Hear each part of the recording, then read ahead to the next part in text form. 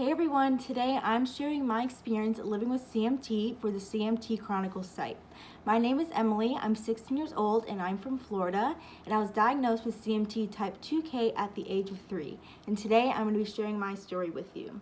So when I was around 2 or 3, my parents told me I would always complain about my feet hurting. They thought it was just because of my shoes or my sock, but once I kept on complaining, they took me to the doctor, and that is when I was diagnosed. So growing up, CMT did not affect me as it does today. I participated in a lot of physical activities like soccer and dance and gymnastics and all that kind of fun stuff. However, I would have to take breaks. I got tired very quickly, and I needed to take my AFOs off pretty frequently. So during this time, both of my feet were actually completely deformed. I was basically walking on the sides and the tops of my feet, and I could not straighten them out. It got to the point where it was super duper painful, especially when it was time for me to wear my AFOs during the day. AFOs require you to put your feet in straight, and at that time I could not do that. So to solve this problem, I had total foot reconstruction surgery on both of my feet at the age of 6.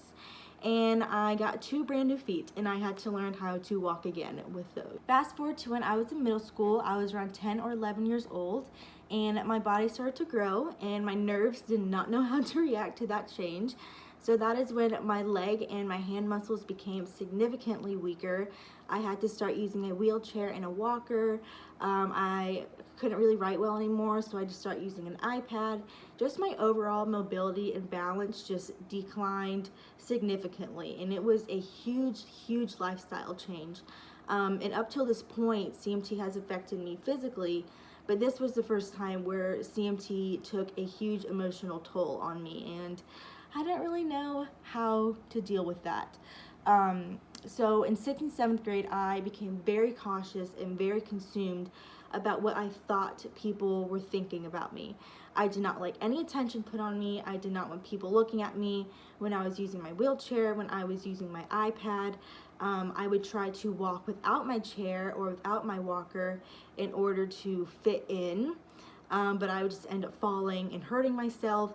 I was just not in a good place mentally. One day my dad picked me up from school, and there was a little hill to get down to where the car was parked, and I remember refusing to sit in my wheelchair because there was a little group of people off to the side, and I did not want them to see me needing a little extra physical assistance.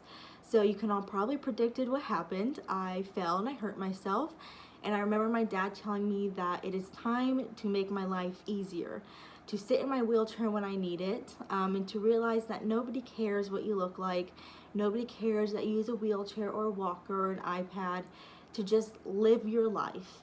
And I remember making it a goal after that to switch my perspective, and once I did that, my passion for advocating grew so much, and the doors of opportunity opened up. I started to open up a lot about CMT on my social media. I started to give presentations about it at school.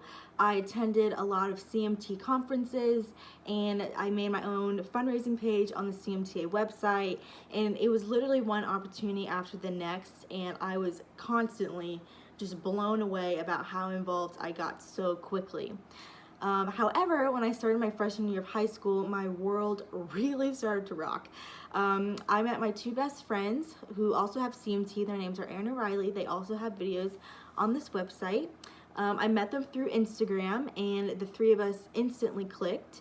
That is really when I started to get heavily involved within the CMTA, and that is when I was exposed to the CMT community, which I didn't even really know existed before meeting these 2 girls. I started to make videos for the CMTA Facebook account. I started writing articles for the newsletters, and then in 2019, I was asked to be a part of the first CMTA Youth Council, and I just remember being so excited.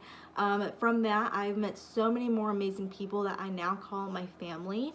I've gotten so involved with social media and public speaking and fundraising and advocating. It's just everything that I love, and I just feel so honored that I'm a part of this youth movement where we inspire and encourage other youth living with Charcot-Marie-Tooth disease, and I know that it is literally just getting started, and I just feel so honored and so blessed to be a part of something so amazing. So that's basically my story in a nutshell.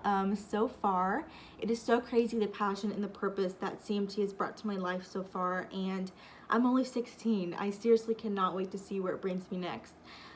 If you are in a place in your journey where you're feeling lost, or if you're just diagnosed with CMT, my biggest piece of advice to you is to get involved immediately. I know that it can be a little scary, it can be a little uncomfortable, but that is where you are going to grow the most, and that is where your life is going to completely change.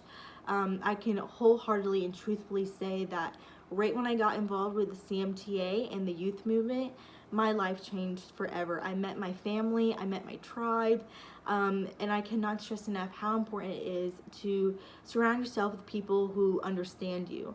And life is just way too short to stay negative, and we are placed in such a unique situation every single day. So it is your job to make sure that you make it count.